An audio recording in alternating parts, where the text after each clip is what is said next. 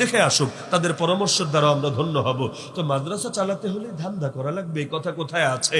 আরে রিজিক যেটা আছে সেটা তো আসবেই ভাই। হ্যাঁ, আমার দুনিয়ায় কিছু না, এটা সত্য। আমি ভাড়া থাকি, এখনো ভাড়া থাকি, ভাড়াটিয়া। ভাড়াটিয়া শব্দ তো সুন্দর না, গালি গালি শোনা যায়, কিন্তু আমি ভাড়াটিয়া। আলহামদুলিল্লাহ, আমার কোনো দুঃখ নাই, আমার কোনো আফসোস নাই। আমাদের এমন বক্তারাও আছে বসুন্ধরার মধ্যে 1,20,00,000 টাকা দিয়ে ফ্ল্যাট কিনে রেখেছে, একটা না কয়েকটা, গুলশানে বাড়ি, ধানমন্ডি বাড়ি।